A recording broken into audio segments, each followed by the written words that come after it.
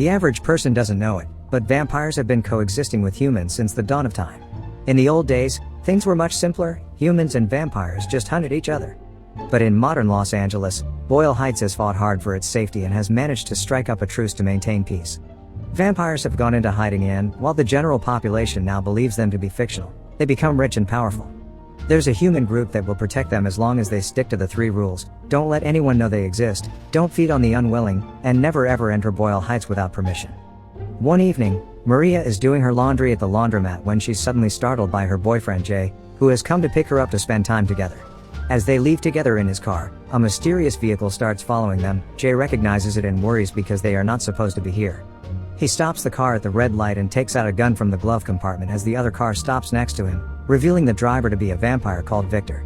After the two men stare at each other for some seconds, Jay accelerates as soon as the traffic light turns green and parks by an abandoned building before telling Maria that he needs to warn his guys and that she should leave with the car. Jay kisses Maria, then enters the building, where he finds many members of his crew dead and hanging from the ceiling. He must quickly come back out when he hears the sound of someone breaking his car window, only to find that the car door has been ripped off and Maria has been taken.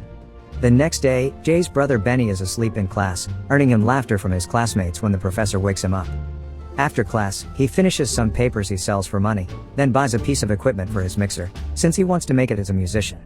When he makes it home, he says hi to his grandmother before going to his room to work on his music, only to be interrupted by a raising voice coming from another room. Benny goes to check and finds Jay arguing with someone on the phone about reliability and Maria, but he hangs up right before he sees his brother, who asks him to hang out tonight. Jay turns him down because he'll be busy, so when he mentions this means nobody will be covering his car for the night, Benny jumps on the opportunity since he needs the money, but Jay refuses to give him the job because he's a bad driver. After he accidentally snaps at him for asking too many questions about a mysterious knife he's taking out of a box and his plans for the day, Jay takes pity on him and allows him to cover his chauffeur job this one time. There are many rules he must follow. He must wear a suit, not scratch the car, not play the music too loud, and pretend to be Jay since that's what the license and registration say. He also shows Benny how to start the car by just pressing a button on the keychain. Benny goes to Beverly Hills to pick up 2 women, Blair and Zoe, who give him 5 addresses and tell him they need to hit every single one of those parties tonight and arrive at the last location by morning. That's not negotiable. On the way to the first party, the women make Benny play games with uncomfortable questions, like sleep with, marry or kill, so he does his best to awkwardly answer them without looking unprofessional. When they make it to their first destination, Benny notices how they enter the building after getting a special button scanned. Meanwhile, Jay is talking to a friend about feeling guilty over breaking peace after 3 generations. His friend points out it's Victor's fault for breaking the rules. This is him starting a war with Boyle Heights. The 2 of them get their weapons ready as the rest of their group arrive, deciding they'll find Victor and kill him before morning comes. At the party, Benny has fallen asleep inside the car and wakes up when he hears a scream. Curious, he gets out of the car and kicks something on the ground. It's one of those special buttons, which he picks up and keeps to himself.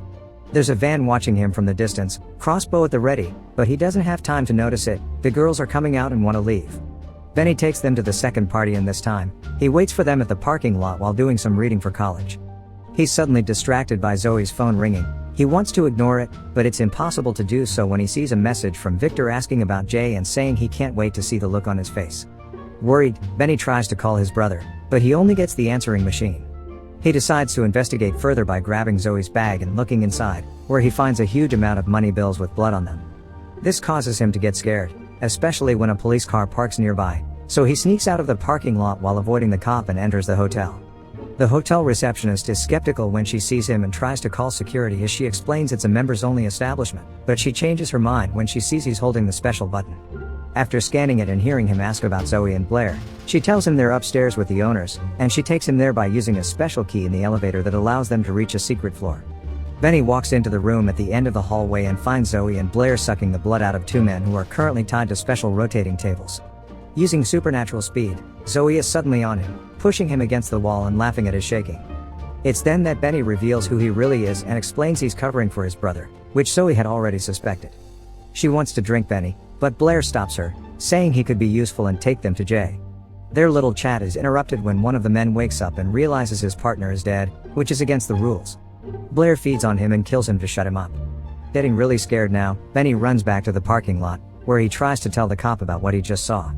When he mentions the murders, the officer puts him in handcuffs and tries to push him inside his trunk, but he lets go of him when the girls return and say Benny is theirs. The cop knows about the vampire society and is aware of the rules, so the girls just tell him Benny misinterpreted what he saw, but this isn't enough for the officer. He is still suspicious because he didn't get a call about any collectors tonight. The girls reply he can call Victor if he doesn't like it before leaving with Benny. When he tries to send a text asking for help, Zoe takes his phone and destroys it. Moments later, when he's driving the girls around again, Benny tries to escape when he stops at a red light, but Zoe uses her speed once more to send him back to the car. Meanwhile, Victor is at his house, drinking blood from a tap that is connected to various prisoners held in glass cages against their will. After taking a selfie with them, Victor leaves in his car and goes to his boss's home, where he meets with vampires Eva and Grace, who scold him and call him reckless for violating the truce. They also say they must now kill him for it. Victor confesses he is tired of being a middleman and feeling like he has no freedom because of the truce, which is why he sends his girls to kill all the vampire bosses. Everything belongs to him now, and Eva and Grace are merely next on his list of victims. Back in the car, Blair explains to Benny what's going on. Zoe is Victor's girlfriend. She and Blair manage money at the different business and blood clubs. Since Victor is sick of not having any real power, they're now making their move. There are 5 bosses that control most of the major territories of LA, and they must take them out all in one night not to be caught. Jay's the leader of a crew that protects Boyle Heights and knows how to kill vampires. Victor tried to use him to kill the bosses, but since Jay turned him down, the idea was for the girls to hire him and take him to Victor at the end of the night, but they got Benny instead. He won't tell Blair where his brother is, so she drops the question and shares a joint with him instead. In the meantime, Zoe is on the phone with Victor, who just finished killing Eva and Grace. The plan is going along nicely and they think they can make it, but Zoe has no other choice but to tell Victor they've got the wrong driver. Victor tells her that he'll take care of Jay and that she should keep Benny as insurance. Jay and his crew visit one of the bosses, Gio, because he made Victor and could know where he is. They find the mansion full of vampire bodies, and only Gio himself has been left alive. He tells Jay of Victor's plan and that his girls did this. He also mentions the next location they'll go to before trying to bite him. Jay responds with gunshots. Benny and the girls enter a convenience store, where they get some snacks and Benny admits to Zoe he's attracted to Blair. While they're dancing together, Zoe thinks the clerk is looking at them and calling someone, so she goes over and pushes him on the counter to make him confess, but it turns out he's just been talking to his mom. After Blair puts tape on his mouth, they leave the place to go to their next location, which is a very exclusive bar. When they make it there, Benny tries to ditch the girls, but they threaten him saying that if he tries anything funny, bodies will start to drop. Since the girls are so important, they go straight to the door, avoiding the queue. But when Benny is about to follow them inside, he notices his classmates are at the front of the line, and they are now asking him to get them in. He tells them he can't do that, and they start laughing at him again when they realize he's working as some kind of servant, but Blair saves him from the embarrassment by kissing him and telling them to go search for someone else to leech onto. She orders the security guard to send the classmates back to the end of the line, which he does despite their protests. Unknown to them, Jay and his crew are also making their way in by paying off another guard. Inside the club, Benny and the girls enter a secret room but don't find the vampire boss there. Instead, there's a vampire hunter waiting for them with a crossbow, because now that the truce has been broken, they can go all out of them. Zoe tries to threaten him, but the guy calls for his team to enter the room. All of them are armed as well.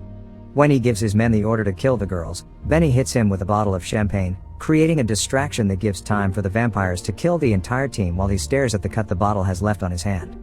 The 3 of them leave the club and are seen by Jay, who tries to follow them to save his brother, but they're stopped by another vampire. Jay kills him with a special knife that burns his entire body, and when he leaves the club too, a vampire hunter tries to convince him to join them. He refuses, telling her he only wants Victor, not to kill the entire race.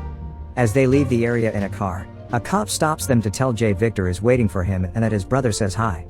Benny drives the girls away while dodging shots from the hunter's crossbows and takes them to his grandmother's house, who attacks them with a bat when they come in because she thinks they're robbers. When she notices Benny's wounded hand, she drags him to the kitchen to give him stitches and a bandage. Blair decides to help them with it. While Zoe goes to the bathroom to call Victor and report their progress, Benny retrieves one of Jay's knives from the box he saw earlier, then goes to his room to find Blair listening to his music, which she really likes. Benny tells her about his dream of making it big with his work, and in return, Blair tells him the story of how she met Zoe in the 70s. She was the one that turned her and gave her this new life. Now that they've bonded, Blair wants to leave Benny behind, but Zoe refuses. It doesn't matter anyway, because Benny wants to go with them. Jay meets with Victor at an empty restaurant. After some chatter about the broken truce, Jay shoots Victor in the head, but this doesn't kill him. The hole is soon closing on its own as Victor admits having killed Maria. Benny and the girls go to their last location where they meet the final boss, Rocco. He invites them inside and after teasing Benny, he points out nobody called and they've shown up unannounced. Zoe pretends to be interested in seducing him to distract him, so Blair and Benny leave them alone and go to sit by the pool, where they start making out after sharing another emotional talk, but Blair interrupts the kissing to confess Victor has Jay. Inside the building, Zoe tries to stab Rocco with a knife, but Rocco already knew what they've come for and calls for backup. While the girls get in a fight, Benny runs outside and gets the car ready, running over a vampire hunter when he appears in the middle of the road. Blair and a wounded Zoe get in the car after they fight off more hunters waiting for them in the street. The sun is almost out and Zoe needs blood to heal, so Benny hurries to drive them to their last location, which is Victor's home. Blair takes Zoe inside after forbidding Benny to follow her because he'd get killed, but Benny refuses to leave because he's worried about his brother, so he sneaks inside after the girls are out of sight. He enters the house with a bat in hand and finds the prisoners that are getting their blood drained out. Jay is among them.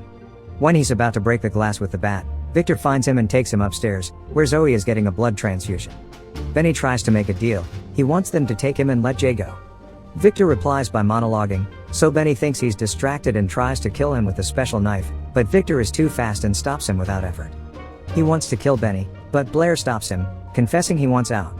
This upsets Zoe, who thought they'd be in this together forever, and during their argument, she stabs Blair in the stomach.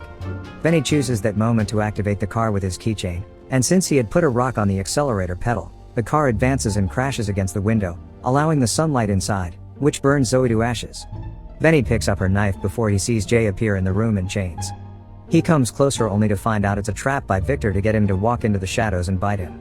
Blair, who is still alive, jumps on him and stabs him multiple times, but he easily pushes her off right before Jay jumps on him next, pushing Victor into the sunlight and effectively killing him. Blair rushes to Benny to check on him and seeing he won't be able to make it, she feeds him her own blood and turns him into a vampire. Some days later, Jay meets with Benny for dinner after visiting Maria's memorial.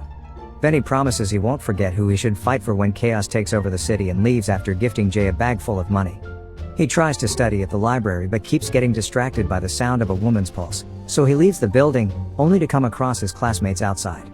They try to check on him because he's been MIA, but he tells them he's fine and leaves them speechless when Blair stops by to pick him up in a fancy car. Make sure to subscribe and turn on notifications so you can watch more videos like this. Thanks for watching.